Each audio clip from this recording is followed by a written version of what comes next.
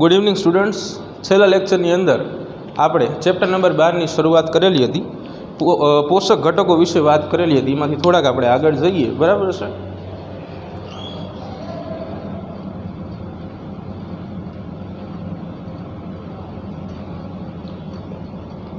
શું ભણાવતા હતા આપણે? હા, ચેપ્ટર નંબર 12 અને એનું આપણે વાત કરીએ છીએ નીટની, બરાબર? છેલ્લે આપણે બે શબ્દો ઉપર ખાસ ધ્યાન આપેલું હતું અને એમાં એક શબ્દ એવો હતો કે ભાઈ ખામી અને વિસારિતા, રાઈટ? ઓકે,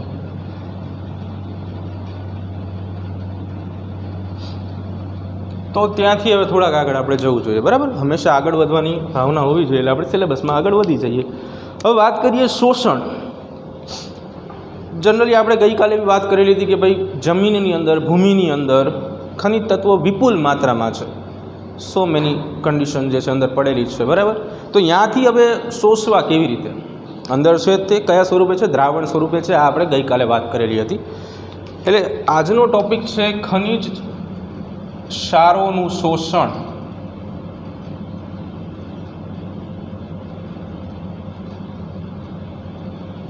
એબ્ઝોર્પ્શન કેવી રીતે કરે છે વનસ્પતિઓ, રાઈટ? એના વિશે આપણે વાત કરશું। તો તમે બિલીવ નહીં કરો કે આમાં શોષણ બે રીતે થાય છે। એક નિષ્ક્રિય શોષણ સ્વરૂપે અને એક સક્રિય શોષણ સ્વરૂપે। નિષ્ક્રિય અને સક્રિય શોષણ, બરાબર છે? સૌથી પહેલાં આપણે જે વાત કરેલી હતી કે ભાઈ ખનિજ ક્ષારો જે છે જે જમીનની અંદર આવેલા છે, આ ખનિજ ક્ષારો પાણી સાથે ભેગા થઈને દ્રાવણ બનાવશે। It's called solution. શું કહેવાય આને? સોલ્યુશન કહેવાય। આ દ્રાવણ જમીનમાં છે।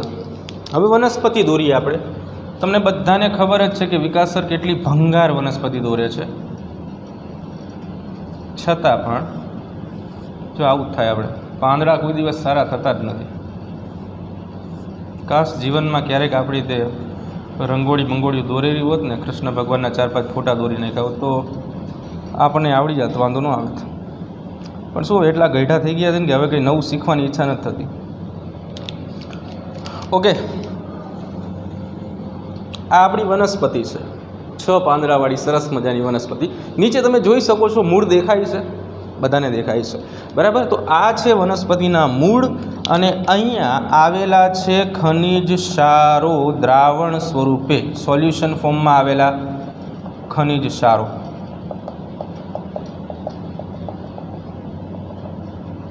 ઢગલાબંધ માત્રામાં, કેમ કે ભૂમિ જે છે ને, જમીન, એને ખનિજ ક્ષારોનો ભંડાર કહેવામાં આવે છે। એટલે અહીંયા આપણે ખાલી લખશું ખનિજ ક્ષારો, અને આ ખનિજ ક્ષારો છે દ્રાવણ સ્વરૂપે, અને અહીંયા આપણે આવેલા છે મૂળ। તો મૂળ જે છે એ ખનિજ ક્ષારોનું શોષણ કરે છે અને આ શોષણ આવી રીતે ઉપરની બાજુએ આવેલા ભાગોમાં પહોંચાડે છે। વાવ! તો ઇન્ટરેસ્ટિંગ ક્રિયાવિધિ કહેવાય ને, નીચેથી શોષણ ઉપર સુધી પહોંચાડે છે, બરાબર? બે રીતે શોષણ કરે છે, સક્રિય રીતે શોષણ કરશે અને નિષ્ક્રિય રીતે શોષણ કરશે। ઇન શોર્ટમાં મૂળ જે છે, આ મૂળ, એ મૂળ શેની સાથે સંકળાયેલો છે? શોષણની ક્રિયા સાથે, એબ્ઝોર્પ્શન જેને આપણે કહીશું। હવે બે શોષણની પદ્ધતિઓ કેવી રીતે હોય છે એની આપણે વાત કરીએ। વનસ્પતિઓની શોષણની પદ્ધતિઓ, ટાઈપ ઓફ એબ્ઝોર્પ્શન। તો એમાં સૌથી પહેલાં આવે નિષ્ક્રિય શોષણ અને પછી આવે સક્રિય શોષણ। નિષ્ક્રિય શોષણ એક એવી પદ્ધતિ છે કે જેમાં સાંદ્રતાના ઢોળાંશની દિશામાં શોષણ થાય। સાંદ્રતાના ઢોળાંશની દિશામાં શોષણની ક્રિયા થાય। સાંદ્રતાનો ઢોળાંશ હવે આપણે બધા જાણીએ છીએ, જો નથી જાણતા તો બહુ સારું કહેવાય, તો હું અહીંયા લખી જ દઉં છું। સાંદ્રતાનો ઢોળાંશ હોય વધુ સાંદ્રતાથી ઓછી સાંદ્રતા તરફ।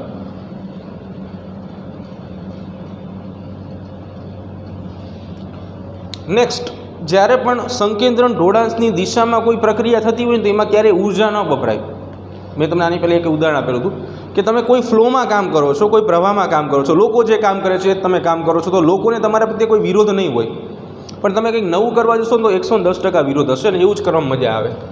એટલે અહીંયા ઉર્જા વપરાય નહીં. સક્રિય શોષણમાં શું છે? જો સક્રિય શોષણ વનસ્પતિઓ ક્યારે દેખાડે? વધુ માત્રામાં જ્યારે જરૂર હોય, લોટ્સમાં જરૂર હોય, કે જે જરૂર 1-2થી સંતોષાય એવી નથી, 100-200 અણુઓ એકસાથે જોતા છે, કોઈ મોટી ક્રિયાવિધિ કરવી છે અને એમાં ઘટકોની જરૂર છે, ત્યારે સક્રિય શોષણ એક્ટિવ એબ્ઝોર્પ્શન યુઝ થાય છે. જેમાં શું થાય છે? સાંદ્રતાના ઢોળાંશની વિરુદ્ધ દિશામાં શોષણની ક્રિયાવિધિ થાય. જો વિરુદ્ધ દિશા, હવે વિરુદ્ધ દિશા, જો આ સાંદ્રતાની દિશા હોય તો એની ઊંધી વિરુદ્ધ દિશા કહેવાય. એટલે વિરુદ્ધ દિશા શું આવશે? ઓછી સાંદ્રતાથી વધુ સાંદ્રતા. હવે જે હમણાં વાત કરેલી હતી, વિરુદ્ધમાં કામ કરો એટલે ઉર્જા શું થાય? વપરાય જ. એટલે ઉર્જા વપરાય છે, એનર્જી જે છે એ આપણે હંમેશા વાપરવી પડે આમાં, બરાબર. એટલે એટીપી જે છે એનો ઉપયોગ થશે. આમાં મોટાભાગે કોઈ એવા ઘટકો જે છે એની જરૂર પડતી નથી. હા, અમુક ઘટકો, ફોર એક્ઝામ્પલ કે અહીંયા આયન માર્ગો વપરાય, કેમ કે સંકેન્દ્રણ ઢોળાંશની દિશા અથવા સાંદ્રતાના ઢોળાંશની દિશામાં કામ કરે છે. અહીંયા આયન પંપો અને વાહક પ્રોટીન જે છે આની જરૂર પડશે. રિસેપ્ટર પ્રોટીન્સ કહેવામાં આવે, વાહક પ્રોટીન કહેવામાં આવે, બરાબર. ઓકે, ચાલો. હવે અહીંયાથી શોષણ કરી નાખ્યું છે. શોષણ કર્યા બાદ હવે શું થાય છે? જો અહીંયા મેં તમને એક સીધો ડાયાગ્રામ બતાવ્યો છે કે અહીંયાથી શોષણ થઈને આ બ્લેક કલરથી તમે જોશો ને તો ઉપર સુધી પહોંચે છે. તો વનસ્પતિઓ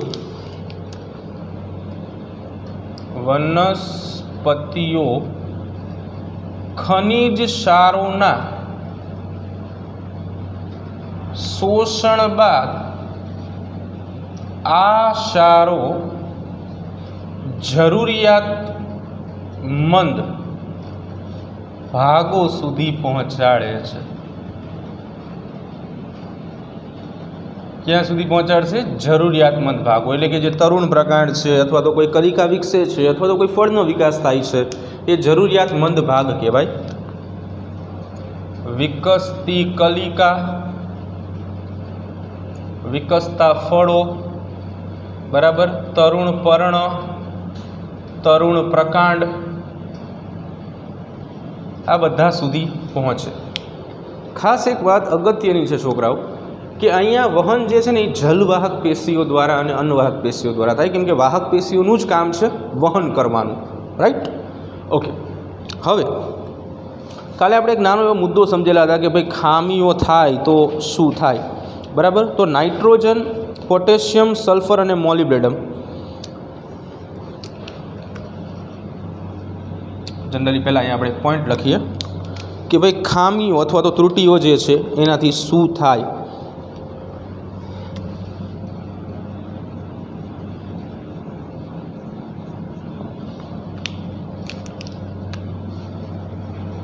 નાઇટ્રોજન, સલ્ફર, મોલિબ્ડેનમ, આ કાલે આપણે બધાના વિશે જનરલી લખાણ લખાયું હતું, બરાબર છે. પોટેશિયમ, આમાં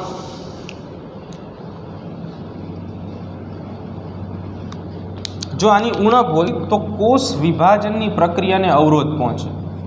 કોષ વિભાજનની પ્રક્રિયામાં અવરોધ થાય. જો નાઇટ્રોજન, સલ્ફર અને મોલિબ્ડેનમની ઉણપ હોય તો પુષ્પોદ્ભવની ક્રિયાવિધિને તકલીફ પડે. પુષ્પોદ્ભવની ક્રિયાવિધિને અસર થાય. પુષ્પોદ્ભવ ન થાય અથવા તો પુષ્પોદ્ભવની ક્રિયાવિધિ ધીમી પડી જાય, લાંબો સમય લાગે, બરાબર. ચાલો, તો nitrogen, sulphur, potassium, ferrous, Mn અને Zn nitrogen, potassium, ferrous, MO અને Zn. ફરી એકવાર nitrogen, phosphorus, magnesium, sulphur, magnesium રહી ગયું, સલ્ફર રહી ગયું અને Mn રહી ગયું. આમની ખામીથી ક્લોરોસિસ થાય. ક્લોરોસિસ થાય. ક્લોરોસિસનો અર્થ શું થાય? વનસ્પતિના મોટા ભાગના ભાગો જે છે એ લીલા રંગના હોય છે. એનું કારણ છે એની અંદર આવેલું હરિત દ્રવ્ય. ક્લોરોસિસની પ્રોસેસમાં જે હરિત દ્રવ્ય છે એટલે કે ક્લોરોફિલ, એ ક્લોરોફિલ વિઘટન પામે છે. ક્લોરોફિલ શું થશે? વિઘટન પામશે. એટલે કે ભાગો જે છે એ સફેદ પડશે અથવા પીળાશ પડતા પડી જશે. ચાલો આગળ વાત કરીએ. કેલ્શિયમ, મેગ્નેશિયમ, કોપર અને પોટેશિયમ એમાં નેક્રોસિસ થાય. એટલે વાયર કેલ્શિયમ, મેગ્નેશિયમ, કોપર અને પોટેશિયમ.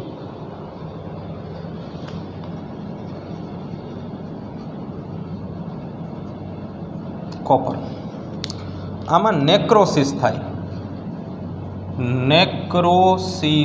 નેક્રોસિસ તમે જનરલી વાત કરીએ ને આપણે, તો નેક્રોસિસ ઓલરેડી હૃદયમાં પણ થાય કે હૃદયની જે પેશીઓનો ભાગ છે ને એ એકદમ વિઘટન પામે એટલે છિદ્રિષ્ટ હૃદય બની જાય. પણ અહીંયા જનરલી આપણે વાત કરીએ છીએ વનસ્પતિઓ માટે, તો પર્ણની પેશીઓ છે અથવા તો પર્ણપેશીઓનો નાશ થવાથી આ ક્રિયા થાય છે, નેક્રોસિસ. ક્લિયર? એટલે નેક્રોસિસમાં શું થાય હું તમને એક ડાયાગ્રામ દ્વારા બતાવું. જનરલ પર્ણ હોય ને, સાદું પર્ણ, સામાન્ય પર્ણ, તો એ સામાન્ય પર્ણ આવી રીતે હોય. નેક્રોસિસવાળું પાંદડું જે છે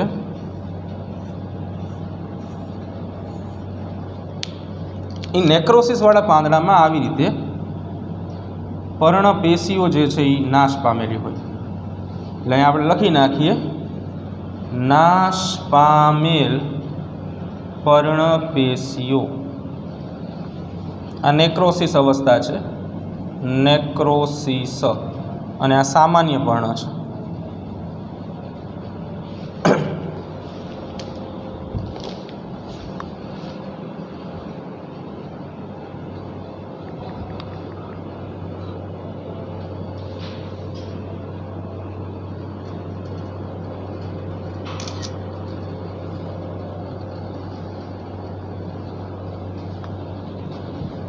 નેક્સ્ટ આગળ વધીએ.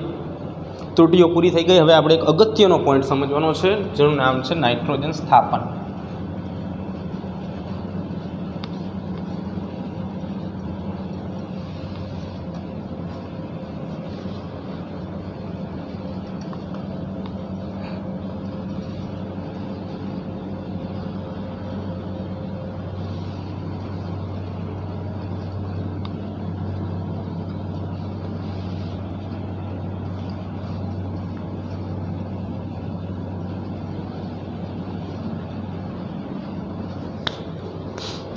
ચાલો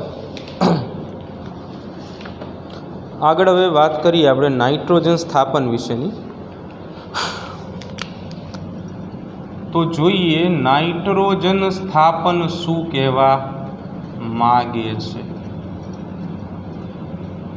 જનરલી શું છે, વાતાવરણમાં 78% 78% નાઇટ્રોજન આવેલો છે, પણ વનસ્પતિ એ N2 સ્વરૂપનો નાઇટ્રોજન શોષી શકતી નથી. વાતાવરણની વાત કરીએ તો સૌથી વધુ પ્રમાણમાં એટલે 78% જે છે એ નાઇટ્રોજન N2 સ્વરૂપે આવેલો છે. પણ વનસ્પતિની કેપેસિટી એવી છે કે એ N2 સ્વરૂપનું નાઇટ્રોજન શોષી શકતી નથી. ભલે ઘણી બધી માત્રા છે, પણ આ સ્વરૂપે શોષણ વનસ્પતિમાં અશક્ય છે. એટલે વનસ્પતિઓ આ સ્વરૂપે શોષણ કરી શકતી નથી. અને એટલા માટે નાઇટ્રોજનની ઉણપ ન થાય એટલા માટે નાઇટ્રોજન સ્થાપન આપણે કરાવીએ છીએ.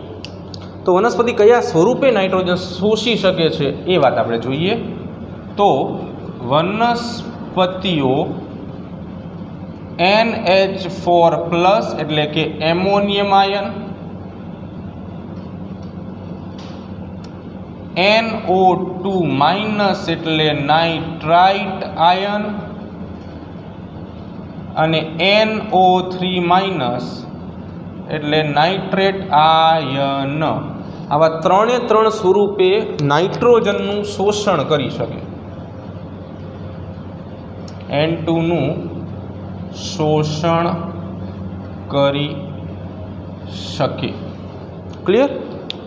હવે એટલા માટે આપણે આખે બહુ ચકેડું જે છે ભણવું પડે, જેને આપણે કહીશું નાઇટ્રોજન સ્થાપનની ક્રિયાવિધિ. તો ચાલો નાઇટ્રોજન સ્થાપનની ક્રિયાવિધિ શરૂ કરીએ. તો સૌથી પહેલાં વાત કરીએ વાતાવરણના નાઇટ્રોજનની. જો જનરલી વાતાવરણમાં નાઇટ્રોજન જે છે 78% છે, જે આપણે જાણીએ છીએ. વાતાવરણીય નાઇટ્રોજન જે N2 સ્વરૂપે છે. વાતાવરણમાં નાઇટ્રોજન કયા સ્વરૂપે છે? N2 સ્વરૂપે વાતાવરણમાં નાઇટ્રોજન આવેલો છે, 78% છે. બરાબર, જે વનસ્પતિ માટે એકદમ ઉપયોગી નથી. હવે અહીંયા આપણે કરાવીએ છીએ સૌથી પહેલાં જૈવિક નાઇટ્રોજન સ્થાપન. જૈવિક નાઇટ્રોજન સ્થાપન. જૈવિક નાઇટ્રોજન સ્થાપનની અંદર શું થાય છે કે જે સજીવો છે, બેક્ટેરિયા છે, અમુક લીલ છે, તો એ બધા નાઇટ્રોજનના સ્થાપનમાં મહત્ત્વની ભૂમિકા ભજવે છે અને સજીવો દ્વારા જે આ સ્થાપન થાય છે એટલા માટે આપણે એને જૈવિક નાઇટ્રોજન સ્થાપન કહીએ છીએ. એટલે અહીંયા બેક્ટેરિયા અને લીલ દ્વારા નાઇટ્રોજન સ્થાપનની ક્રિયા જે છે એ થશે. બરાબર, ચાલો નેક્સ્ટ. સાથે સાથે આ નાઇટ્રોજનની સાથે ઔદ્યોગિક નાઇટ્રોજન અને વીજળીના ચમકારાની ક્રિયા થાય છે. ઔદ્યોગિક ઉત્પન્ન થતો નાઇટ્રોજન, ઇન્ડસ્ટ્રીયલ, અને અહીંયા વીજળીના ચમકાર, આ દરમિયાન પણ નાઇટ્રોજન ઉત્પન્ન થાય, આ એક યાદ રાખજો. બરાબર, તો આવા ઘટકો જે છે એ નાઇટ્રોજન મુક્ત કરવામાં મહત્ત્વની ભૂમિકા ભજવે છે. કુદરતી રીતે જે જૈવિક ઘટકો છે એ નાઇટ્રોજન જે છે એનું સ્થાપન કરશે, તો આ બધા ઘટકો NH3 એટલે કે ઇન શોર્ટમાં એમોનિયા સ્વરૂપે નાઇટ્રોજન જે છે નાઇટ્રોજનનું સ્થાપન કરશે અને NH3 એટલે કે એમોનિયા બનાવશે. બીજી એક પ્રક્રિયા થાય જેને ડીનાઇટ્રિફિકેશન કહેવાય, એટલે ઊંધી પ્રક્રિયા અહીંયા સાઈડમાં રાખી છે. ડીનાઇટ્રિફિકેશન, જેમાં ઊંધું થશે. શું થશે કે બનેલા ઘટકોનું રૂપાંતરણ N2ની અંદર થશે.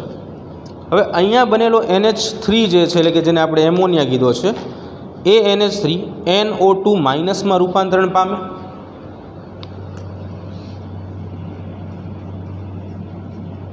અને આ NO2- NO3- રૂપાંતરણ પામે. આને કહેવામાં આવે નાઇટ્રાઇટ અને આને કહેવામાં આવે નાઇટ્રેટ. અહીંયા લખેલું છે. બરાબર, ચાલો. વીજળીના ચમકારા જે છે એ અહીંયા નાઇટ્રેટ્સ બનાવશે. આ નાઇટ્રેટ્સ જે છે એ ડીનાઇટ્રિફિકેશનની પ્રોસેસમાં જાય એટલે સાયકલ પાછું પૂરું થઈ જાય, ચકેડું. અહીંયા આપણે ડીનાઇટ્રિફિકેશનની પ્રક્રિયા ભણ્યા છીએ, એટલે કે આવા ઘટકોમાંથી નાઇટ્રોજનનું રૂપાંતરણ. આજે આખી પ્રોસેસની આપણે વાત કરીએ છીએ.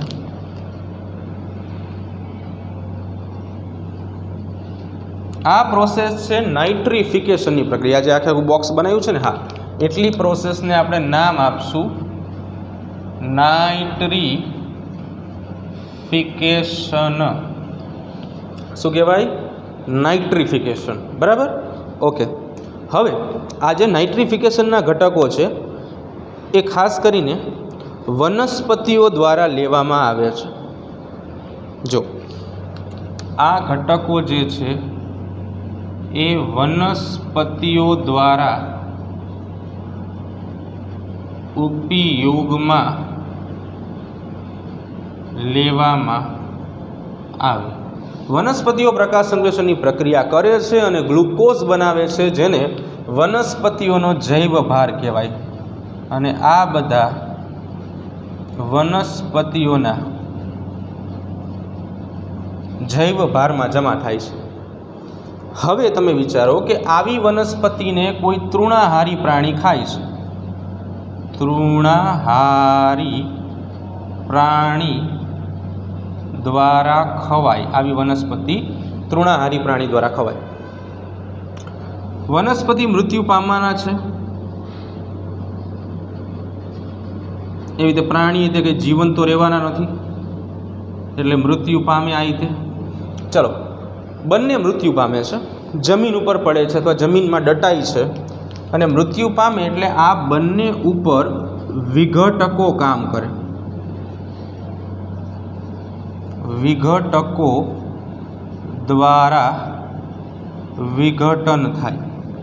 વિઘટનનો અર્થ એવો થાય કે જે મોટા અણુઓ હોય એને નાના અણુમાં કન્વર્ટ કરવા.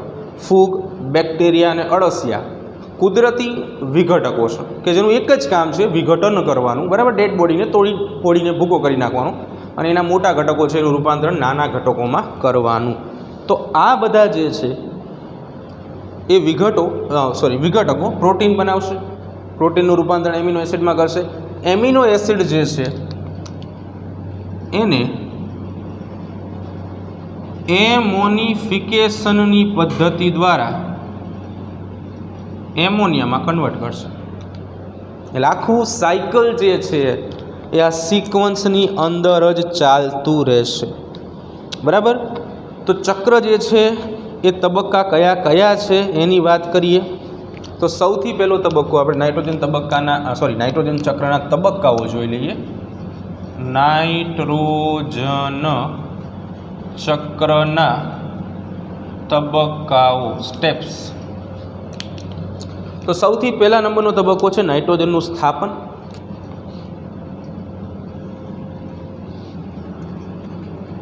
એટલે અહીંયા ખાલી હું N2 સ્થાપન લખું છું, સમજી જજો, બરાબર. તમે અહીંયા આવશે વનસ્પતિઓ દ્વારા ગ્રહણ.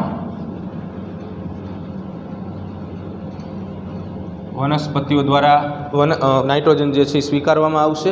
ત્યારબાદ આવે એમોનિફિકેશન પ્રોસેસ.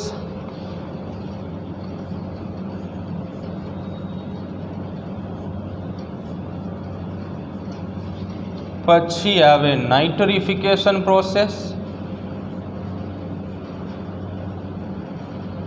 અને પછી આવે ડીનાઇટ્રિફિકેશન પ્રોસેસ. નાઇટ્રોજન સ્થાપન હવે આપણે સમજી ગયા છીએ કે N2નું રૂપાંતરણ શેમાં થાય? આવા 3 ઘટકોમાં થાય. ચાલો તો અહીંયા શોર્ટમાં લખી દઉં છું. N2 convert into NH4 plus NO2 minus NO3 minus. હવે તમે પ્રશ્ન થાય અહીંયા કેમ એમોનિયા લખ્યું છે? એમોનિયા એક સંયોજન છે બાબલાઓ, બરાબર, જે જૈવિક નાઇટ્રોજન સ્થાપનની નિપજ વનસ્પતિઓ બનાવે છે. એ આપણે સમજશું હમણાં, ચિંતા ન કરો. વનસ્પતિઓ દ્વારા ગ્રહણ. તો નાઇટ્રોજન જે છે એ વનસ્પતિઓના મૂળ દ્વારા શોષવામાં આવે છે. એમોનિફિકેશન પ્રોસેસ. એમોનિયા એટલે કે જેને આપણે કેમેસ્ટ્રીમાં NH3 કહીએ છીએ, બનવાની ક્રિયા. નાઇટ્રિફિકેશન પ્રોસેસ અહીંયા લખ્યું છે ને? હા, બસ. તો NH3માંથી NO2 માઇનસ અને NO2 માઇનસમાંથી NO3 માઇનસ બનવાની ક્રિયા ડીનાઇટ્રિફિકેશન પ્રક્રિયા, ઊંધી પ્રોસેસ. એટલે કે NO2 માઇનસ NO3 માઇનસ આ બંનેમાંથી N2 બનવાની પ્રક્રિયા. તો આ નાઇટ્રોજન ચક્ર.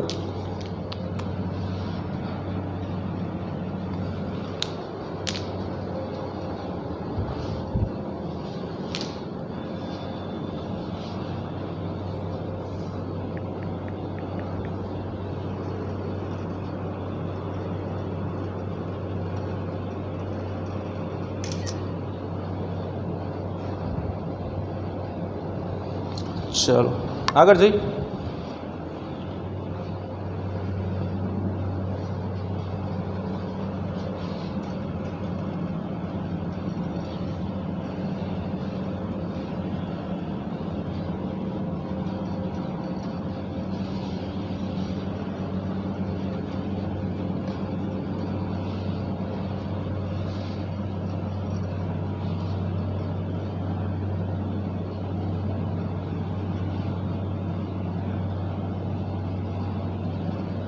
ચાલો, અરે હમણાં આપણે એક શબ્દ લખેલો હતો જૈવિક નાઇટ્રોજન સ્થાપન. મેં તમને એવું કીધું કે સજીવો દ્વારા જે નાઇટ્રોજન સ્થાપન થાય ને એને જૈવિક નાઇટ્રોજન સ્થાપન કહેવામાં આવે છે. બરાબર. ચાલો, તો હવે આપણે વાત કરીએ અજૈવિક નાઇટ્રોજન સ્થાપન વિશે, કે ભાઈ કુદરતી પરિબળો સિવાય પણ આ પ્રોસેસ કેવી રીતે થાય છે. તો આગળનો આપણો મુદ્દો છે અજૈવિક નાઇટ્રોજન સ્થાપન. અજૈવિક નાઇટ્રોજન સ્થાપન બે પદ્ધતિથી થાય છે. એમાં છે વાતાવરણીય અથવા તો વિદ્યુતકીય પદ્ધતિ. વાતાવરણીય અથવા વિદ્યુતકીય પદ્ધતિ અને બીજા નંબર ઉપર ઔદ્યોગિક પદ્ધતિ.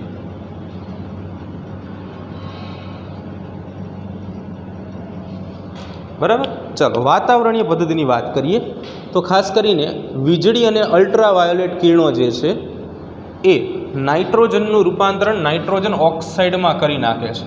વીજળી અને યુવી રેસ, અલ્ટ્રાવાયોલેટ કિરણો, આ જે છે એ નાઇટ્રોજનનું રૂપાંતરણ નાઇટ્રોજન ઓક્સાઇડમાં કરે. શું કરશે? નાઇટ્રોજનનું રૂપાંતરણ નાઇટ્રોજન ઓક્સાઇડમાં કરશે. કેવી રીતે કરે એની આપણે વાત કરીએ તો અમુક પ્રોસેસો આપણે જોવાની છે. N2+O2 gives, અહીંયા ડેલ્ટા એટલે ગરમી થાય ને, આ બધું શું કેમિસ્ટ્રી આવડે ને આપણને, પણ ચાલે ટૂંકમાં, ગોખી લે ક્યારેક. એટલે NO બનાવે, નાઇટ્રોજન મોનોક્સાઇડ. બબે છે એટલે સંતુલન કરવા માટે આપણે બે મૂકવા પડે. બરાબર. આ નાઇટ્રોજન મોનોક્સાઇડ જે છે NO એ ફરી વખત વધારાના ઓક્સિજન સાથે જોડાઈને NO2 બનાવે. બરાબર. ચાલો, તો હવે અહીંયા આપણે શું કરવું પડે? બે મૂકવા પડે. તો અહીંયા 4 થઈ ગયા ઓક્સિજન, સંતુલિત કરવા માટે 2 ઓક્સિજન અહીંયા બીજા 2 મૂકી દઈએ એટલે 4 થઈ ગયા. આવડી ગયું. આગળ હવે આ NO2 જે છે એ H2O સાથે જોડાય. NO2 પાણીનો જે ભેજ વાતાવરણમાં હોય એટલે H2O કહેશું, એ H2O સાથે જોડાઈને એ HNO3 બનાવશે, નાઇટ્રિક એસિડ બનાવશે અને NO બનાવશે. HNO3 અને NO બનાવશે. ચાલો, હવે થોડુંક શું સંતુલન આવે ને આ. ચાલો, હવે આપણે સંતુલન જો અહીંયા 2 છે, આ પણ 2 છે, એવું લાંબુ કરવાનું છે તો હું તમને સીધું કહી દઉં. પ્રોસેસમાં 3 અને 2 તમે નવરા બેઠા સંતુલન કરજો. આગળ આ NO2 ઓક્સિજન અને પાછા વરસાદી પાણી સાથે જોડાય. NO2 ઓક્સિજન પ્લસ વરસાદી પાણી સાથે જોડાઈને HNO3 બનાવશે. બરાબર. આમાં 4 2 4 ધીસ કોલ્ડ નાઇટ્રિક એસિડ.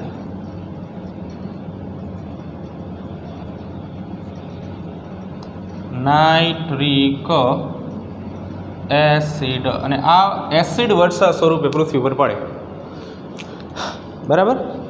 ચાલો, તો આવી પ્રોસેસ જે છે જનરલી થતી હોય છે.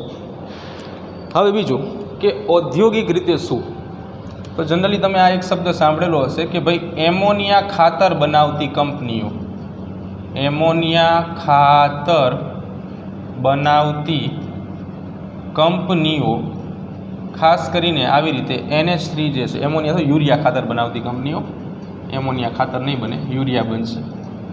કેમિસ્ટ્રી નથી આવડતું આપણને. ખાતર બનાવતી કંપનીઓ જે છે એ શું કરે? ઊંચા દબાણે નાઇટ્રોજન અને હાઇડ્રોજનની પ્રક્રિયા કરીને આવી રીતે એમોનિયાનું સર્જન કરે. એમોનિયા, જેને હેબર વિધિ કહેવામાં આવે. બરાબર. તો આવી રીતે નાઇટ્રોજન જે છે એ પ્રાપ્ત સામાન્ય રીતે થશે. ચાલો, હવે આપણે મુક્તજીવી બેક્ટેરિયાઓ વિશે વાત કરી લઈએ. એટલે કે અમુક જે બેક્ટેરિયા છે કે જે નાઇટ્રોજન સ્થાપનની ક્રિયાવિધિ દર્શાવે છે એના વિશે વાત કરીએ. તો એને આપણે કહીશું જૈવિક નાઇટ્રોજન સ્થાપન. એક જ 2 પોઈન્ટ છે એટલે આપણે અહીંયા લખી નાખીએ જૈવિક નાઇટ્રોજન સ્થાપન. તો જૈવિક નાઇટ્રોજન સ્થાપન જે છે એના માટે અમુક બેક્ટેરિયા જવાબદાર છે. એમાં સૌથી પહેલાં આપણે વાત કરશું મુક્તજીવી અથવા તો એને સહજીવી બેક્ટેરિયા કહેવાય. સ્વતંત્ર વસતા હોય મુક્તજીવી બેક્ટેરિયા, આ સ્વતંત્ર હોય, કોઈની સાથે જોડાય નહીં, એકલા એકલા રખડતા હોય. તો એની અંદર આવશે એઝેટોબેક્ટર, ક્લોસ્ટ્રીડિયમ અને રોડોસ્પિરેલિયમ. એઝેટોબેક્ટર,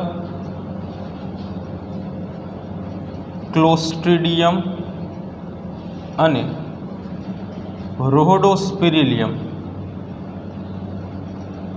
તો આ બધા બેક્ટેરિયા ખરેખર યુ બેક્ટેરિયા છે. 11મા ધોરણમાં આપણે ભણેલા છે આના વિશે. કેવા બેક્ટેરિયા છે? You bacteria. બરાબર. બીજા નંબર ઉપર નોસ્ટોક એનાબિના ઓલાસીરા, નોસ્ટોક એનાબિના ઓલાસીરા, આ બધી BGA છે. શું છે? BGA મીન્સ કે બ્લુ ગ્રીન આલ્ગી, ગુજરાતીમાં જેને આપણે નીલ હરિત લીલ કહીએ છીએ. બીજા શબ્દોમાં આવા બધાને સાઇનો બેક્ટેરિયા પણ કહેવામાં આવે. સાઇનો બેક્ટેરિયા. ક્લિયર? ઓકે. હવે આગળ આપણે વાત કરીએ કે ભાઈ જૈવિક રીતે નાઇટ્રોજન જે છે એની ક્રિયાવિધિ કેવી રીતે થાય છે, એટલે કે નાઇટ્રોજનમાંથી એમોનિયા કેવી રીતે બને છે. એટલે આગળ વાત કરવાની છે આપણે જૈવિક નાઇટ્રોજન સ્થાપનની ક્રિયાવિધિ. આમ તો એક પોઈન્ટ જે છે ને બીજો આને સંલગ્ન છે, લઈ લઈએ. આના સિવાય અમુક બેક્ટેરિયા જે સહજીવી સંબંધ ધરાવે છે એ પણ નાઇટ્રોજન સ્થાપન કરે છે. એટલે અહીંયા આપણે લખશું સહજીવી નાઇટ્રોજન સ્થાપન. તો આ જે છે એ બેક્ટેરિયા દ્વારા થાય. સહજીવી પેલા શબ્દ શું છે? સહજીવીનો અર્થ એવો થાય સાથે સર્જાય, સાથે મૃત્યુ પામે, જીવનભર સાથે રહે. સાથે સર્જાય, સાથે મૃત્યુ પામે અને પ્લસમાં સમગ્ર જીવન દરમિયાન બંનેને ફાયદો થાય. એવું ન થાય કે કોઈ એકને નુકસાન થઈ ગયું અને એકને ભાઈ ફાયદો થઈ ગયો, પણ બંનેને ફાયદો જે છે થાય, તો એને આપણે સહજીવન કહેવામાં આવે. તો આનું ઉદાહરણ છે rhizobium bacteria. Rhizobium bacteria. Rhizobium bacteria તમને મોટા ભાગે સિમ્બી કુળની વનસ્પતિઓમાં જોવા મળશે. આ તમને જોવા મળશે સિમ્બી કુળની વનસ્પતિઓમાં. સિમ્બી કુળની વનસ્પતિ એટલે કે કઠોળ વર્ગની વનસ્પતિઓ, જેને લેગ્યુમિનેસી કુળની વનસ્પતિઓ પણ કહેવાય. લેગ્યુમિનેસી કુળ. બરાબર. તો એવી વનસ્પતિઓની અંદર ઉદાહરણ તરીકે ચણા છે, વાલ છે, વટાણા છે, સોયાબીન છે, મગફળી છે. તો એવી વનસ્પતિઓની અંદર મૂળની અંદર મૂળમાં મૂળ ગંડિકાઓમાં રાઇઝોબિયમ બેક્ટેરિયા જોવા મળે. રાઇઝોબિયમ બેક્ટેરિયા જોવા મળે. ચાલો, કેવી રીતે જોવા મળે? તો રાઇઝોબિયમ બેક્ટેરિયા જે છે, ઉદાહરણ તરીકે આ વનસ્પતિ જે છે એનું મૂળ છે, રૂટ. શરૂઆતમાં બેક્ટેરિયાનો ગ્રોથ જે છે ને એ આ રીતે હોય, એકદમ નાનો એવો, પછી કોલોની બનાવે એટલે એનું સમંડળ કહેવામાં આવે, અને એ છેક વનસ્પતિના બાહ્યક સુધી પહોંચે, લાઈક ધીસ, આવી રીતે હોય, છેક બાહ્યકના વિસ્તાર સુધી આ બધા પહોંચી જાય બેક્ટેરિયા, એટલી બધી વૃદ્ધિ બનાવે. એટલે આને કહેવામાં આવે મૂળગંડિકા. મૂળગંડિકા, ઇન શોર્ટમાં રૂટ નોડ્યુલ્સ. અને આ રૂટ નોડ્યુલ્સની અંદર રાઇઝોબિયમ બેક્ટેરિયાની વસાહત હોય, કોલોની કહેવાય. આ રાઇઝોબિયમ બેક્ટેરિયાનું મુખ્ય કામ શું છે? નાઇટ્રોજન સ્થાપનનું છે. બરાબર.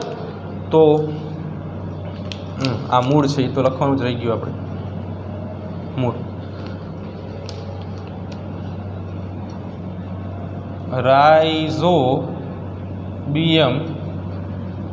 બેક્ટેરિયાનું મુખ્ય કાર્ય નાઇટ્રોજન સ્થાપનનું છે. બરાબર. એટલા જ માટે સિમ્બિકુળ કઠોળ વર્ગની વનસ્પતિમાં, કઠોળ વનસ્પતિઓમાં જો રાઇઝોબિયમ છે વધુ માત્રામાં નાઇટ્રોજનનું, બરાબર છે, શું કરશે? સ્થાપન કરશે, એટલે પ્રોટીન પણ વધુ બનશે. કઠોળ વર્ગની વનસ્પતિઓમાં પ્રોટીનનું મૂલ્ય અથવા પ્રોટીનનું પ્રમાણ વધુ હોય છે. આનું કારણ આ છે. રાઇઝોબિયમ બેક્ટેરિયા જે છે એ ખાસ કરીને દંડાણુ શેપના હોય છે, લાઈક ધીસ, આવા.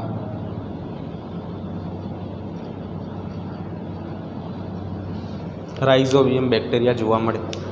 સહજીવી બેક્ટેરિયા છે અને એક સંબંધ વિકસાવે છે જેને સહજીવન કહેવામાં આવે છે. સહજીવન આ એક સંબંધ છે, જે સંબંધમાં બંનેને ફાયદો થાય. જે સંબંધમાં બંને સજીવોને ફાયદો થાય તેને સહજીવન કહેવામાં આવે છે. ક્લિયર અહીંયા સુધી? ચાલો હવે આગળ વાત કરીએ.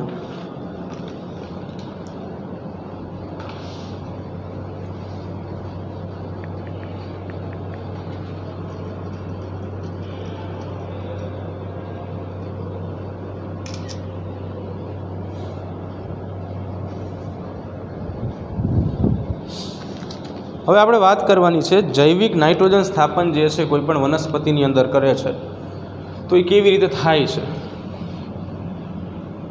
ચાલો હવે એની વાત કરી દઈએ. જૈવિક નાઇટ્રોજન સ્થાપનની ક્રિયાવિધિ જે છે એ જોઈ લઈએ આપણે કે જૈવિક નાઇટ્રોજન સ્થાપન જે છે એ કેવી રીતે થશે.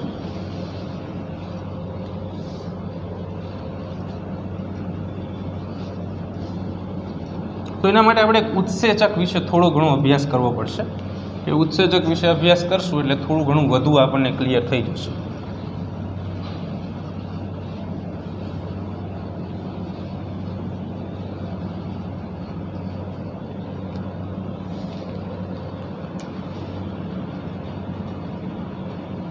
ચોથું જો જૈવિક નાઇટ્રોજન સ્થાપનની ક્રિયાવિધિ.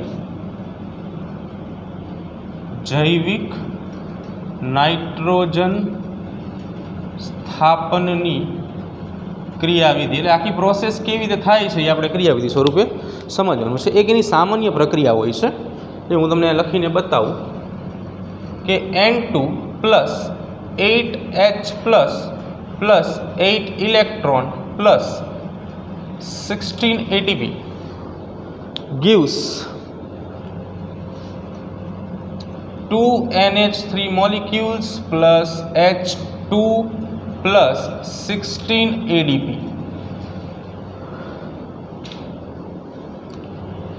PI રહી ગયા, સોરી, અને 16 PI ફોસ્ફેટ આયન. આની જનરલ પ્રોસેસ છે. પ્રોસેસ આખી કેવી છે સમજીએ આપણે. તો એના માટે એક ઉત્સેચક જે છે એ જવાબદાર છે. એક જ વખત ઉત્સેચક દોરીશ. આ ઉત્સેચક છે. ઉત્સેચકનું નામ છે નાઇટ્રોજીનેઝ. નાઇટ્રોજીનેઝ. અને નાઇટ્રોજીનેઝ ઉત્સેચકનું મુખ્ય કામ શું છે? જે N2 છે એનું રૂપાંતરણ NH3 કરે છે, એટલે એમોનિફિકેશન પ્રોસેસ અથવા તો નાઇટ્રોજનનું સ્થાપન. કોઈ પણ ઉત્સેચક હોય જે મુજબ આપણે જાણીએ છીએ કે આવા જે ખાંચવાળો વિસ્તાર છે એને આપણે શું કહીએ છીએ? સક્રિય સ્થાન. એટલે કે જેને બીજા શબ્દોમાં કહેવામાં આવે છે એક્ટિવ સાઇટ. શું કહેવાય? Active site. એક્ટિવ સાઇટ ઉપર પ્રક્રિયક જોડાય. અહીંયા શું થાય? પ્રક્રિયક જોડાય. અને આપણો પ્રક્રિયક જે છે ને એ N2 છે. એટલે સૌથી પહેલાં શું થશે કે અહીંયા N2ના 2 અણુઓ જોડાશે. આ એક અને આ બીજો અણુ, આ એક N અને આ બીજો N. નાઇટ્રોજન વચ્ચે 3 બંધ હોય. જો આ સીધી અને સાદી પ્રોસેસ આપણે સમજાવી દઈએ કે આ ટ્રિપલ બોન્ડ સાથે નાઇટ્રોજન જોડાયેલો છે, એની સાથે હાઇડ્રોજન આવશે. એટલે સૌથી પહેલાં આવી રીતે H2 એટલે કે એક H અને બીજો H આવે. તો આ એક H જે છે એ આ હાઇડ્રોજન સાથે જોડાય, બીજો H જે છે એ આ હાઇડ્રોજન સાથે જોડાય, એટલે આ બંધ તૂટી જાય. સંયોજકતાને ક્યાંક તો સ્ટેબલ કરવી ને. તો હવે શું બની જાય? તો કે NH ડબલ બોન્ડ NH. ફરી વખત હાઇડ્રોજનનો અણુ એટલે કે H2 જે છે કે જેને આપણે આમ પણ લખી શકાય છે H અને H, એ એક આની સાથે જોડાય અને બીજો એક આની સાથે જોડાય. આ બંધ તૂટી જશે. તો હવે શું બને? તો હવે બને NH2NH2. તો આ NH2NH2ની સાથે હજી પણ એક હાઇડ્રોજન જોડાય, 8H પ્લસ અહીં લખ્યું છે બરાબર, એ 8H પ્લસ. તો અહીંયા 1 અને 2 ટોટલી 2 NH3ના અણુઓ જે છે એ છૂટા પડે બરાબર. જો અહીંયા ભલે 8 લખેલું હોય બરાબર, પણ જનરલી આપણે 6 જ વાપરીએ છીએ. 2 જે છે ને આપણે અહીંયા રિટર્ન મળે છે, પણ અહીંયા પ્રોસેસમાં જરૂર પડે ને, કેમ કે ઇલેક્ટ્રોન જે છે એ માઇનસ વીજભારિત છે બરાબર. આમ જનરલી આપણે વિચારીએ તો આ શું થાય? -8 થાય ને આ શું થાય? +8 થાય. ટોટલ સ્ટેબલ તો કરવી પડે ને પ્રોસેસ. એના માટે અહીંયા તમને 2NH3 એટલે 2 એમોનિયાના અણુઓ તમને મળે છે. અને સાથે સાથે ઉત્સેચક એટલે કે નાઇટ્રોજિનેઝ જે છે એ મુક્ત થાય છે. નાઇટ્રોજિનેઝ શું હતો? આપણો ઉત્સેચક હતો. તો આવી આખી પ્રોસેસ જે છે એ જૈવિક નાઇટ્રોજન સ્થાપનની ક્રિયાવિધિમાં તમને જોવા મળશે બરાબર છે. ઓકે, હવે ચાલો અહીંયા આપણે છેલ્લે બનાવ્યું NH3 એટલે કે એમોનિયા. તો ભાઈ આ બનેલા એમોનિયાનો ઉપયોગ શું છે? આ હવે આપણે જોવાનું છે બરાબર.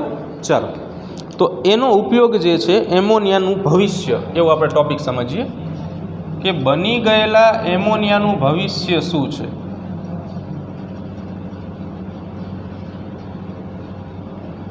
તો એમાં સૌથી પહેલા નંબર ઉપર આપણે જોઈએ કે રિડક્ટિવ એમિનેશન પ્રોસેસ. વનસ્પતિઓમાં જોવા મળે પ્રક્રિયા જેનું નામ છે રિડક્ટિવ એમિનેશન બરાબર. ચાલો, રિડક્ટિવ એમિનેશન પ્રોસેસની અંદર શું થાય છે? તો કે આલ્ફા કીટો ગ્લુટેરિક એસિડનું નામ આપણે બધાએ સાંભળેલું જ છે. Alpha keto glutaric acid. Ammonia જે છે એ લાંબા સમય સુધી NH3 સ્વરૂપે નથી રહી શકતો, એટલે એનું રૂપાંતરણ NH4+ એમોનિયમ આયનમાં થઈ જાય છે. આ બંને NADPH અને H+ સાથે જોડાય છે. NADPH કે જે વનસ્પતિમાં હાજર જ હોય છે અને +H+ એની સાથે જોડાઈ જાય છે અને ભેગા થઈને ગ્લુટામેટ ડિહાઇડ્રોજિનેઝની હાજરીમાં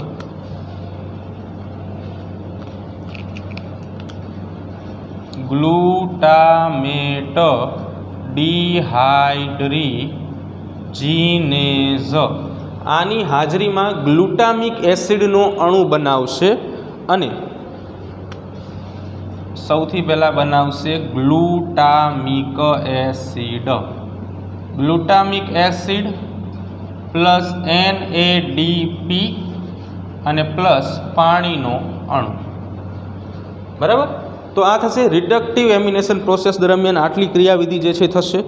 બીજું આવે ટ્રાન્સ એમિનેશન પ્રોસેસ નંબર 2. ટ્રાન્સએમિનેશનમાં શું થાય છે તો કે કોઈ પણ એક એમિનો એસિડ વિચારી લો, બરાબર. ચાલો આપણે અહીંયા કોઈ એક એમિનો એસિડ વિચારી લઈએ છીએ, R1CCOOH NH2 और यहाँ पर H, બરાબર. ચાલો હવે એમાં આપણે કામ કરો, આ હાઇડ્રોજનને કાઢી નાખો અને એ હાઇડ્રોજન આને આપી દો એટલે અહીંયા શું થઈ જશે, NH3+ અને અહીંયા COO-, બરાબર. ઝ્વિટર આયન બની ગયો. આગળ બીજો કોઈ એવો ઘટક ધારી લઈ, R2C double bond O COOH, in શોર્ટમાં એક એસિડ છે, કોઈ પણ એક એસિડ, બરાબર. એમાંથી એ હાઇડ્રોજનને કાઢી નાખી એટલે આની ઉપર શું આવી જાય, માઇનસ વીજભાર આવી જશે. બંને વચ્ચે પ્રોસેસ થાય એટલે શું થશે, જો ટ્રાન્સએમિનેશન શબ્દ શું છે, ટ્રાન્સફર. એટલે કહેવાનો અર્થ એવો થાય કે ભાઈ જે આ R2 છે અને આ R1 છે, આને આપણે અહીંયા જવા દઈશું ને આને આપણે અહીંયા જવા દઈશું. ઇસકી ટોપી ઉસકે સર. તો હવે તમને શું મળે, જો એક જ ફેરફાર કરવાનો છે, બહુ અઘરું નથી, આરને રિપ્લેસ કરવાનો છે. તો પહેલાં બની જશે R2CH NH3+ COO- plus R1C double bond O COOH. થઈ ગયું? Clear? Okay.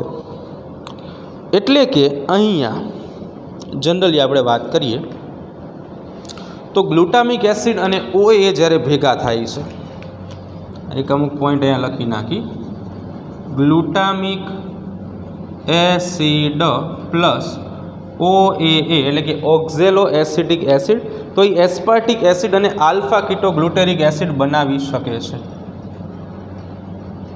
Aspartic acid plus alpha કીટોગ્લુટેરિક acid બનાવી શકે છે. રિવર્સિબલ પ્રોસેસ છે, પ્રતિવર્તી પ્રક્રિયા છે. આથી આમે બને ને પહેલા જગ્યાએથી અહીંયાથી પણ આવશું. ગ્લુટામિક એસિડ અને પાયરુવિક એસિડ ભેગા થાય, ગ્લુટામિક એસિડ અને પાયરુવિક એસિડ ભેગા થાય તો એ પણ રિવર્સિબલ પ્રોસેસ આપીને એલેનિન બનાવે. એલેનિન પ્લસ આલ્ફા કીટોગ્લુટેરિક એસિડ બનાવશે, બરાબર. તો આવી પ્રક્રિયા જે છે એ થાય છે. અહીંયાથી જે કંઈ એમિનો બને છે, અહીંયા એમિનો સમૂહ જે બન્યો ને એ એમિનો સમૂહ એમિનો એસિડના નિર્માણમાં વપરાય છે. એટલે એક આ પોઈન્ટ ખાસ, નિર્માણ પામેલ, આમ તો જનરલી સામે જ લખવું જોઈએ. અહીંયા જે તમારી પાસે એમોનિયા બન્યો છે એ એમોનિયા આગળ વધીને સૌથી પહેલાં એમિનો એસિડનું સર્જન કરશે અને એ એમિનો એસિડ પોલિમરાઇઝેશન પ્રોસેસમાંથી પસાર થશે, જેને ગુજરાતીમાં આપણે બહુલીકરણની પ્રક્રિયા કહી છીએ, અને એમાંથી પ્રોટીન બનશે. કીધું ને કે પ્રોટીન વધારે હોય આવી વનસ્પતિઓમાં, એનું રીઝન આ છે, બીજું કશું જ નથી, બરાબર છે. હવે બેસિલસ વુલ્ગારિસ, રેમોસસ અને માઇકોડિસ,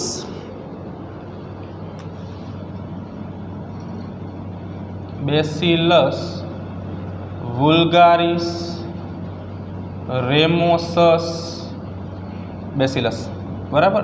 બેસિલસ એટલે હવે તમને ખબર હોવી જોઈએ છોકરાઓ, દંડાણુ પ્રકારના હોય ને, અંગ્રેજીમાં બેસિલસ કહેવામાં આવે, દંડ જેવા શેપના હોય ને.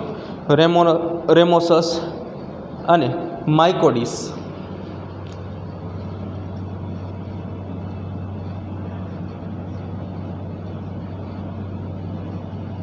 આ ત્રણેય એમોનિફિકેશનની પ્રક્રિયા દર્શાવી શકે. એમોનિફિકેશન પ્રક્રિયાઓ દર્શાવે છે, એટલે કે આ પ્રોસેસ, બરાબર. એટલે ખાસ નામ જે છે ને એ યાદ રાખવાના રહેશે. બરાબર. ઓકે, નાઇટ્રિફિકેશન પ્રોસેસ જે છે હવે એની વાત કરીએ કે ભાઈ શું થાય છે નાઇટ્રિફિકેશન પ્રોસેસની અંદર. તો એમોનિયાનું રૂપાંતરણ જે છે એ નાઇટ્રેટ આયનમાં થશે. જો અહીંયા આપણે નાઇટ્રિફિકેશન પ્રક્રિયાઓ જોઈ લઈએ. નાઇટ્રિફિકેશન પ્રક્રિયાઓ. ચાલો, સૌથી પહેલાં તો આપણી જોડે છે એમોનિયા, જે અત્યારે બની ગયો છે. બરાબર. તો એમોનિયાનું રૂપાંતરણ આપણે નાઇટ્રેટમાં કરવાનું છે. તો 2 એમોનિયાના અણુઓ 3 ઓક્સિજનના અણુઓ સાથે જોડાશે. અહીંયા એક ઉત્સેચક જે છે ખાસ વપરાશે, જેનું નામ છે નાઇટ્રોમોનાસ અથવા નાઇટ્રોકોકસ બેક્ટેરિયાની હાજરીમાં પ્રક્રિયા થશે. બરાબર. અને 2NO2 માઇનસ H2O અને 2H પ્લસ બનશે. નાઇટ્રોસોમોનાસ અથવા નાઇટ્રોકોકસ. નાઇટ્રોસોમોનાસ અથવા નાઇટ્રોકોકસ. હવે બેક્ટેરિયાની હાજરીમાં નાઇટ્રિફિકેશનની આ પ્રક્રિયા થાય એટલે એમોનિયાનું રૂપાંતરણ શેમાં થઈ જશે? નાઇટ્રેટ આયનની અંદર થઈ જશે. અને આ નાઇટ્રેટ આયન જે છે એ નાઇટ્રોબેક્ટર બેક્ટેરિયાની હાજરીમાં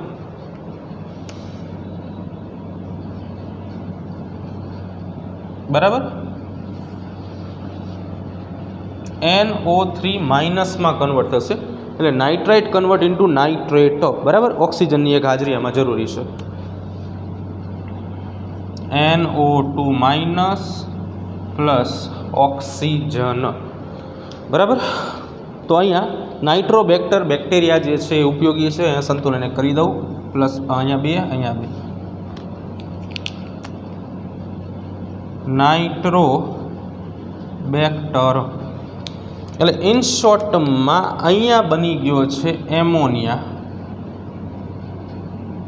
એનું રૂપાંતરણ આપણે કર્યું નાઇટ્રાઇટમાં.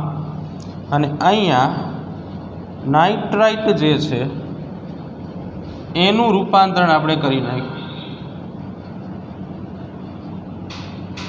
નાઇટ્રેટમાં.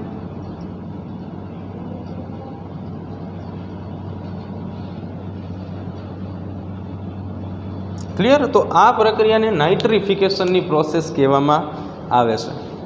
હવે ખરેખર આનું રિડક્શન પણ થાય છે. રિડક્શનમાં શું હોય છે કે ખાસ કરીને નાઇટ્રેટ રિડક્ટેઝ નામનો ઉત્સેચક જે છે એ કામ કરે છે, જેને નાઇટ્રેટ રિડક્શન કહેવામાં આવે છે. તો નાઇટ્રેટ રિડક્શન શું કહેવા માગે છે એ આપણે સમજીએ. બરાબર છે. ઓકે, શું કરવાનું છે આમાં? નાઇટ્રેટનું રૂપાંતરણ આપણે એમોનિયામાં કરવાનું છે. બરાબર. ઓકે, ચાલો. તો સૌથી પહેલાં એમાં નાઇટ્રેટ રિડક્ટેઝ ઉત્સેચક જે છે એ વપરાશે. એટલે સૌથી પહેલાં NO3 માઇનસ જે છે એનું રૂપાંતરણ NO2 માઇનસમાં થશે અને એનું રૂપાંતરણ NH3માં થશે. જે સિક્વન્સ આવ્યો હતો એનો ઊંધો સિક્વન્સ યાદ રાખવાનો છે. બરાબર છે. અને ખાસ કરીને આ પ્રક્રિયા જે છે એ નાઇટ્રેટ રિડક્ટેઝ દ્વારા થશે. શેના દ્વારા થશે? નાઇટ્રેટ રિડક્ટેઝ. અહીંયા પણ શું આવશે? નાઇટ્રેટ રિડક્ટેઝ. બરાબર છે. તો નાઇટ્રેટ રિડક્ટેઝ જે છે એ સૌથી પહેલાં NO3 માઇનસ જે છે, એટલે કે જેને આપણે નાઇટ્રેટ કહીએ છીએ, એનું રૂપાંતરણ NO2 માઇનસ એટલે કે નાઇટ્રાઇટમાં કરે છે અને છેલ્લાનું રૂપાંતરણ એમોનિયામાં કરે છે. બરાબર. તો જે સિક્વન્સ અહીંયા આપણે નાઇટ્રિફિકેશન માટે યાદ રાખેલો હતો એનો ઊંધો સિક્વન્સ આપણે શેમાં યાદ રાખશું? નાઇટ્રેટ રિડક્શનમાં અથવા તો ડીનાઇટ્રિફિકેશનની પ્રોસેસમાં. બરાબર. ઓકે, તો આની સાથે આપણે આ ચેપ્ટર જે છે પૂરું કરી છીએ. MCQ સોલ્વ કરશું પછી. બરાબર.